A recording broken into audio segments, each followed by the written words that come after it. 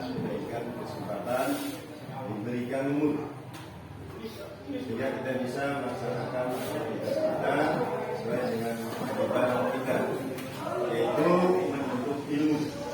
Dengan harapan tentunya ilmu-ilmu yang kita dapatkan dari Islam dan Islamnya, semoga kita bisa memahami yang tentunya bagaimana kita mengamalkannya dalam kehidupan kita sehari-hari. Amin.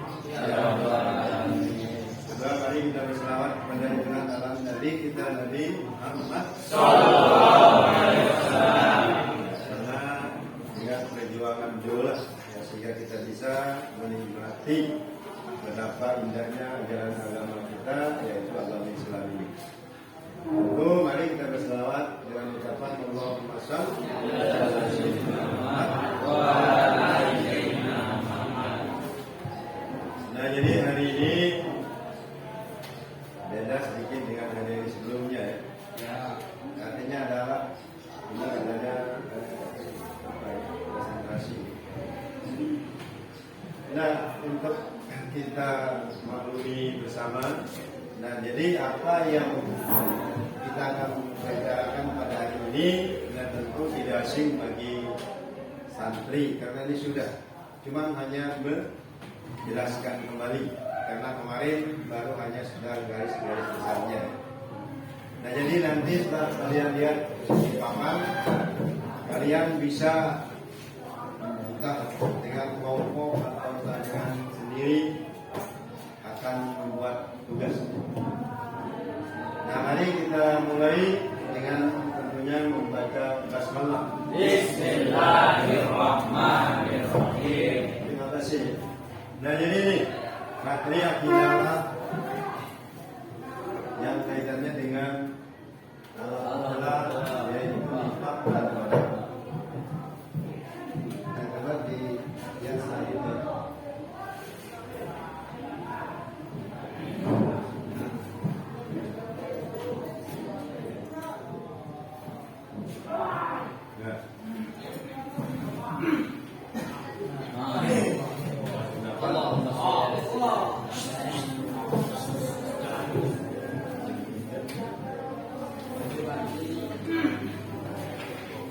Nah, silakan amati gambar berikut. Ya, sekitar 5 menit lah.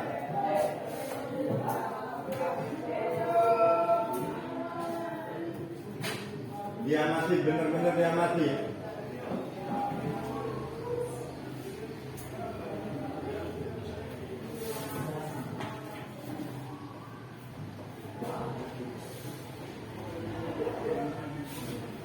Sudah kira-kira? Lanjut.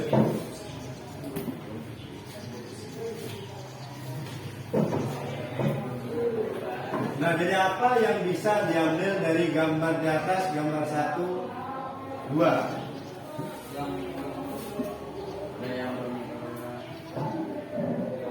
Nah, gimana caranya? Ya tentu, ya silakan buat tulisan kecil lah.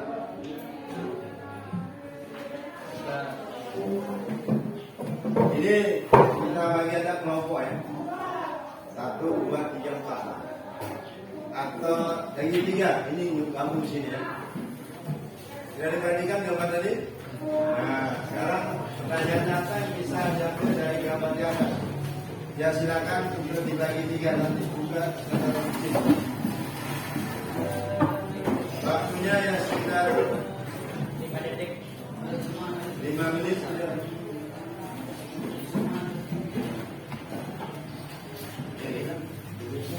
Ya, hati-hati dari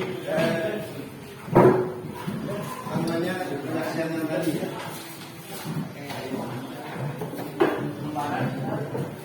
Ya, artinya memang berikan kecil lah.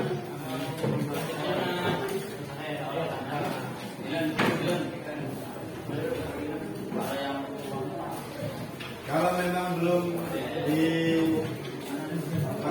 jelas, gambar itu bisa diulang, tidak masalah. Diulang.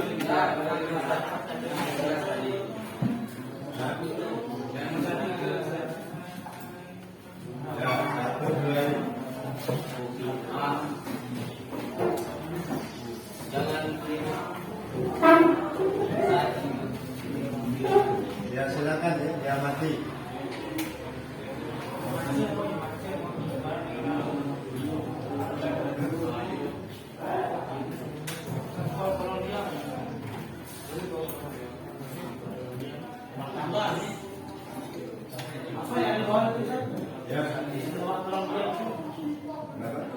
Oh, jawabannya tangannya lah.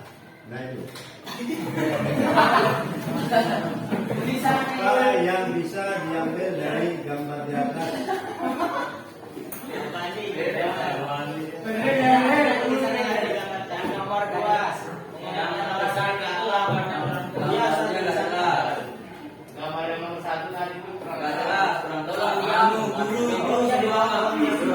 Oh, sudah jelas juga.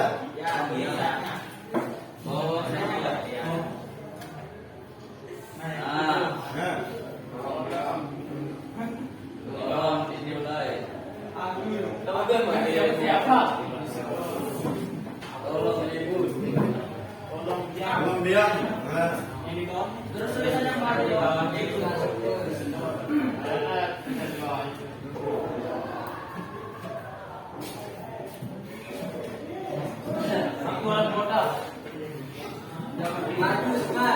dan ini tulisan ini bisa dia jelas.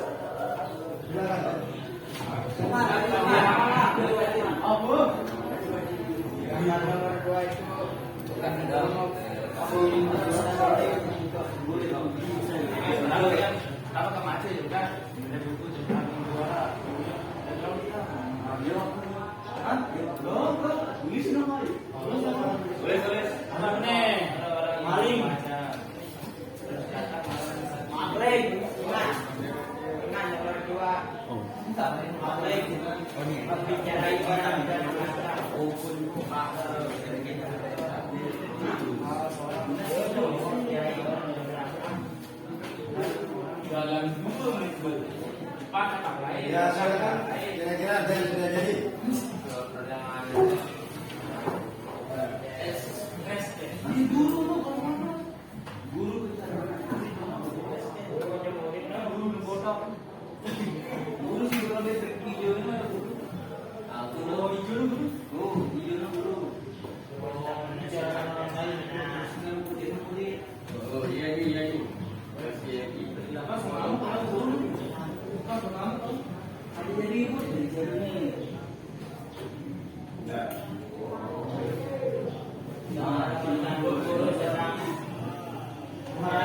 Bisa,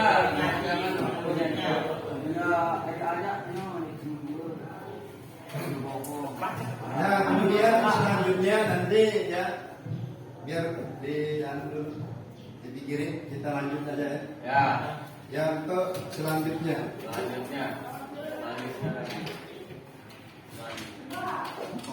Nah, nipak. Nah, nipak ini merupakan bagian daripada akhlak tercela. Nah, sudah kalian tahu bahwa nipak itu apa? Sudah dijelaskan pada minggu yang lalu. Hari ini kita mantapkan pemahamannya. Dan silakan itu dibaca nipak. Jadi nipak ini berasal dari kata nafika, yang berarti lubang tempat keluarnya hewan sejenis tikus dari sarangnya. Ada yang berpendapat ini ia berasal dari kata nafak, yang artinya lubang tempat bersembunyi.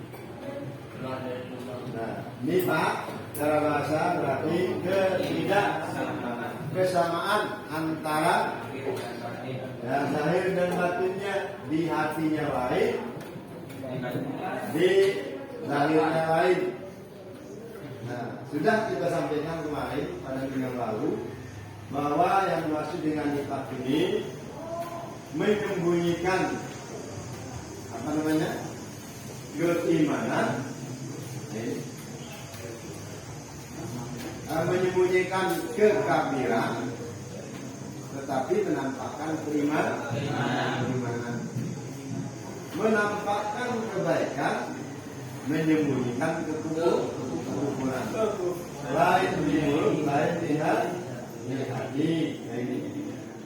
Nah, sehingga orang yang lain di mulut, lain di hati itu disebut dengan munafik, menyembunyikan keimanannya Menyembunyikan kekafirannya, menampakkan keimanan, menampakkan kebaikan.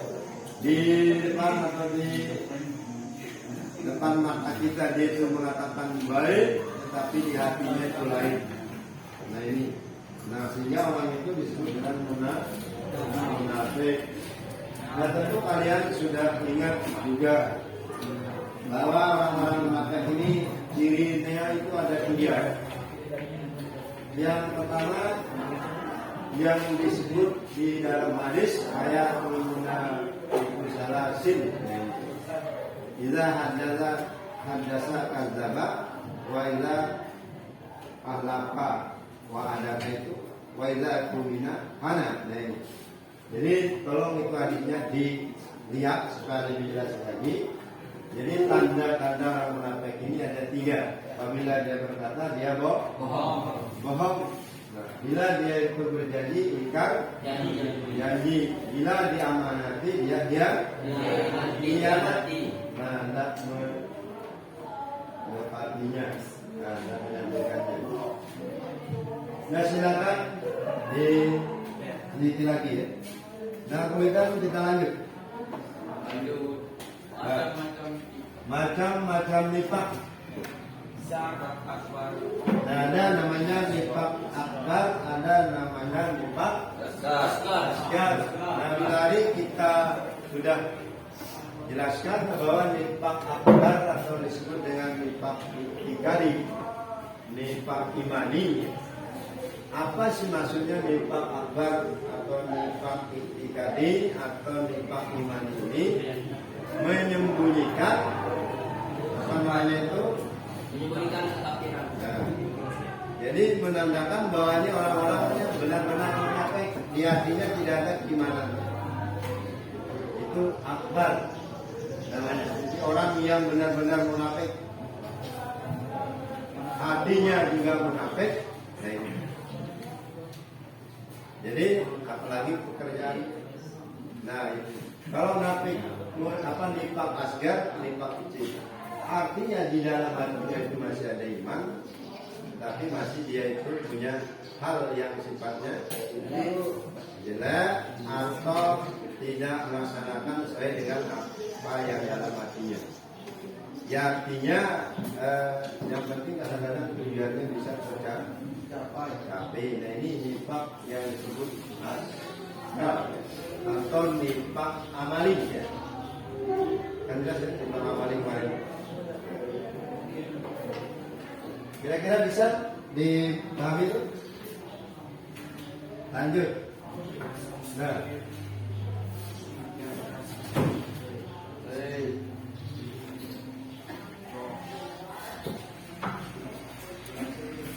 kemudian yang kedua ya, ada yang disebut dengan apa itu keras hati atau badak pemarah. Ya silakan. Keras hati atau gadap ini bagian yang selanjutnya. Dan namun sebelum kita jelasin ini, kira-kira dari tadi yang dijelaskan tadi itu kira-kira ada yang ditanyakan. Kira-kira ada yang ditanyakan.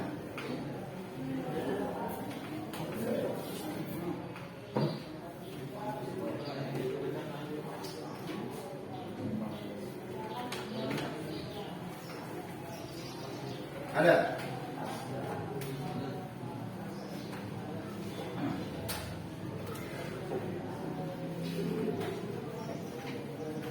Ada kira-kira yang banyak?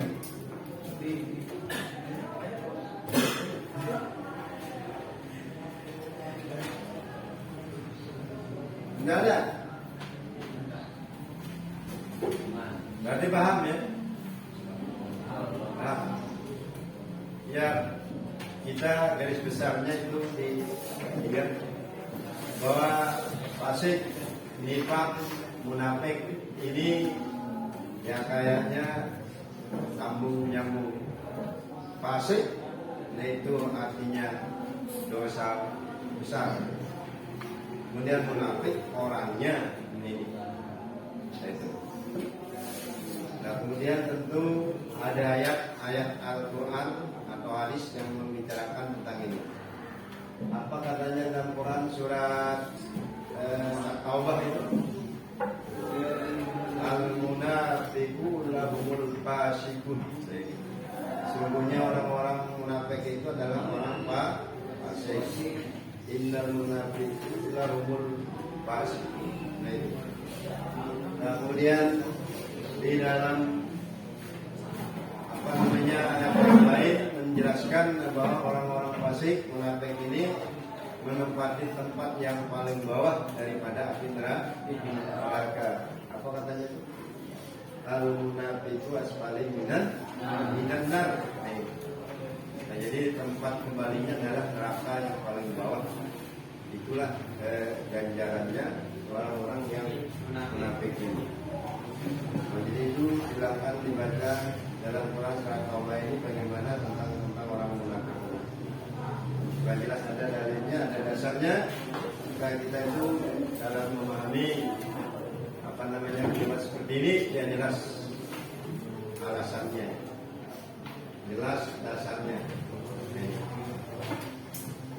Nah, baiklah kita akan lihat ini ya, pengertian keras hati. Ini bagian B ya. Jadi keras hati ini gadap. Jadi gadap ini secara etimologi berarti marah. Jadi marah dalam pengertian gadap bersifat negatif. Kemudian dalam KBBI ini Kamus Besar Bahasa Indonesia, ini marah berarti merasa atau perasaan tidak senang dan panas karena dihina atau diperlakukan kurang baik dan lain sebagainya, maka dia marah. Dan kemudian ada istilah marah yang lain, merasa tidak senang dan panas hati karena suatu sebab seperti dihina. Ya, marah secara umum mengakibatkan terganggunya aktualisasi diri di dalam kehidupan kita, atau marah merupakan penyakit jiwa yang ada di dalam diri manusia. Nah, maka dalam hal ini jangan kita itu suka marah. Kalau atasan dari marah itu apa namanya? Dalam istilahnya kemarin kalau nggak salah di sini apa atasan dari marah? Guys, tidak bisa dikendalikan marahnya itu namanya guys. Tapi kadang-kadang ini yang menjadi bahasa sekarang guys. Nah, dari artinya marah berarti dia mengatakan halo guys, ini halo marah. Karena itu hindarilah ya sifat-sifat ini.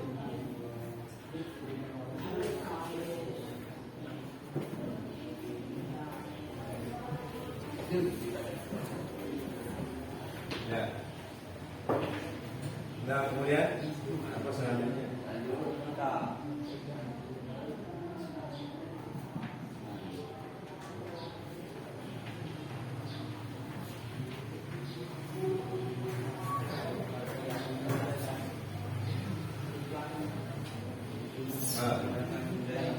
Macam-macam daya marah.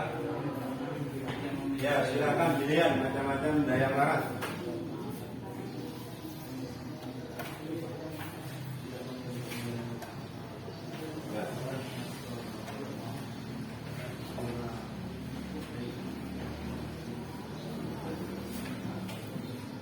Ya, macam-macam daya marah. Ada 3. Cara selintas satu orang untuk membaca. Apa yang keras suaranya? Ini yang keras semua.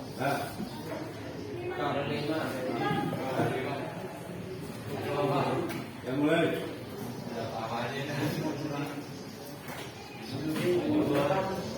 Silakan.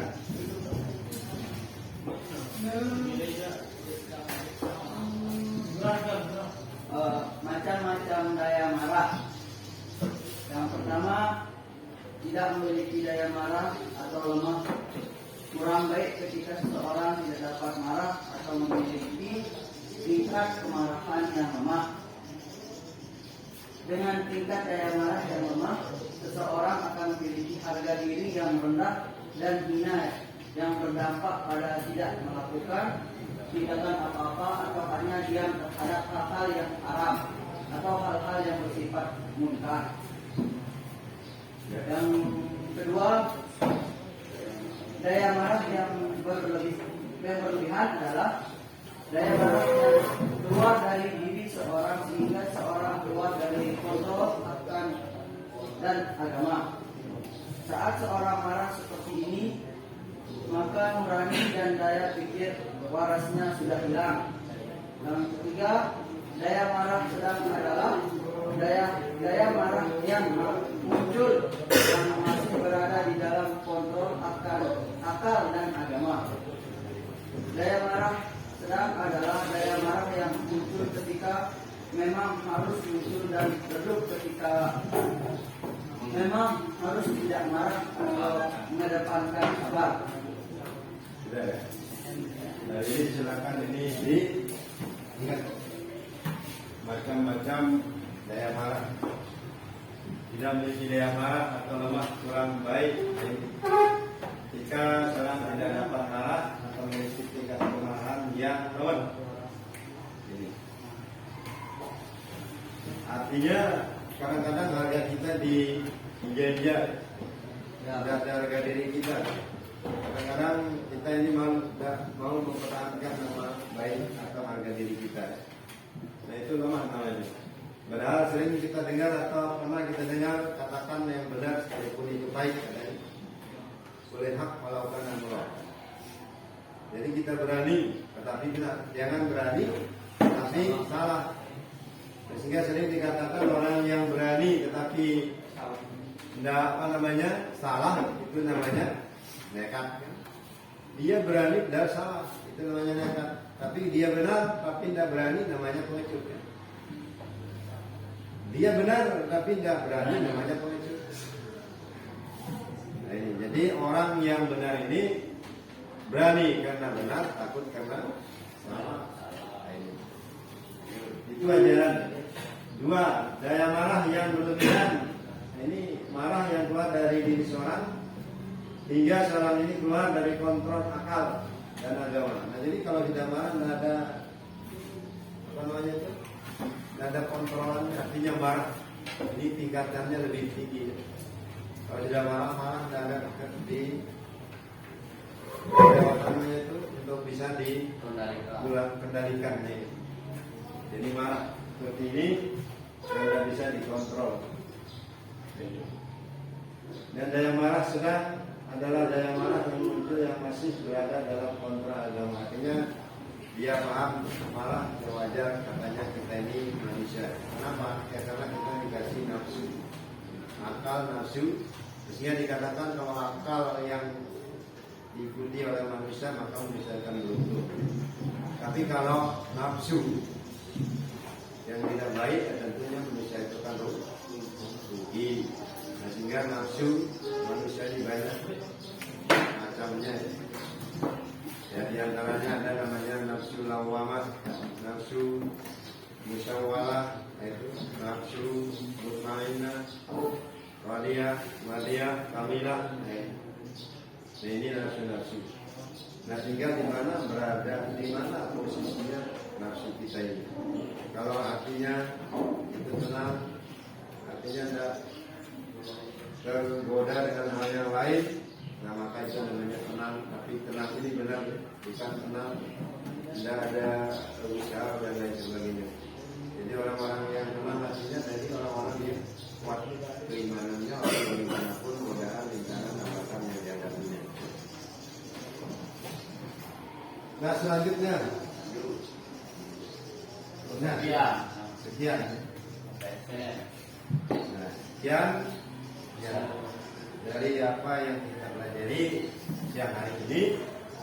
Nah, jadi tentu dapat kita simpulkan pertama yaitu tentang fasik, nifaq atau munafik. Jadi orang munafik, orang yang lain di mulut, lain di hati.